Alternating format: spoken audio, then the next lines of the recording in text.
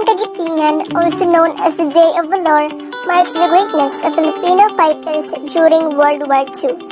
It is marked on around April 9 in the Philippines each year. With this year's theme, Kagitingan ay gawing gabay, pandemya ay mapagtatagumpayan.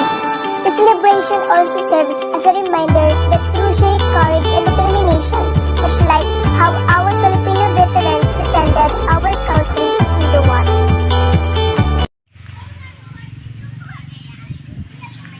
Araw ng Kagitingan, also known as Bataan Day or Bataan and Corregidor Day, is a national observance in the Philippines which commemorates the fall of Bataan during World War II. So, here are 8 facts that you should know about Araw ng Kagitingan. First, Araw ng Kagitingan is used to be 2 national holidays. Araw ng Kagitingan is actually 2 commemorations of what was formerly 2 national holidays. The fall of Bataan, April 9. The fall of Corregidor, April 6.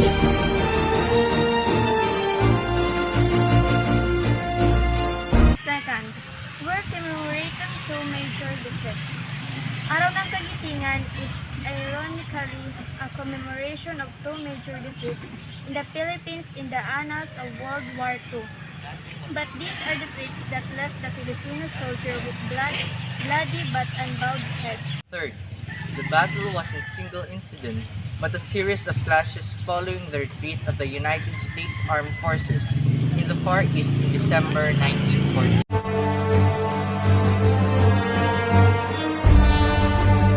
Fourth, reinforcements did not arrive. The retreat to Bataan was part of a plan called War Plan Orange 3, which involved moving the entire army in the Philippines to the Bataan Peninsula, where they would write a delaying action until the arrival of the Pacific. Fifth, Bataan's origins. Bataan was a province that was carved out of territories from Pampanga, the nearby military district of Mariveles, and parts of Maragondon, Cavite. 6. The one piece the writer S.P. Lopez must have been loved to write. The radio announcement of the surrender of Bataan over the voice of freedom of Corregidor Island was written Salvador P. Lopez. 7. The Death March. The Bataan Death March, which was one of the Japanese atrocities during World War II, wasn't entirely a march. The estimated 70,000 American and Filipino soldiers were forced to walk 128 kilometers under the hot sun from Mariveles, Bataan, to San Fernando, Pampanga, before being herded into railway cattle cars to Camp O'Donnell in Capas, Tarlac, which the occupying Japanese turned into a prison camp. 8. A soldier's delaying action. A famous veteran of the Battle of Bataan was Sergeant Jose Calogas, who was awarded the Medal of Honor of leading his unit in a defense position under heavy Japanese artillery fire on January 6, 1942. His action caused a delay in the Japanese attack on the position, giving time for his fellow soldiers to reinforce their defense line.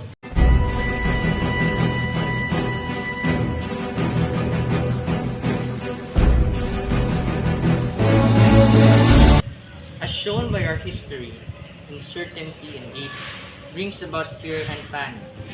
Experts say that after COVID-19, we will have to get used to the new normal.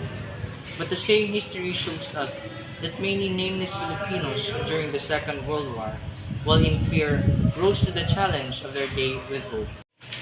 Just as we had 79 years ago, with work on optimism in braving new solutions, we hold on to the collective spirit of our national character, our innate compassion, our faith, and our bayanihan spirit ideas that have always defined what it means to be Filipino.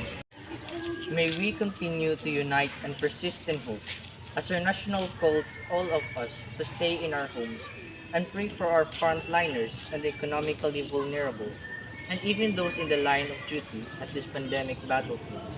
As with all darkness that our country has faced, this too shall pass, and we shall emerge victorious.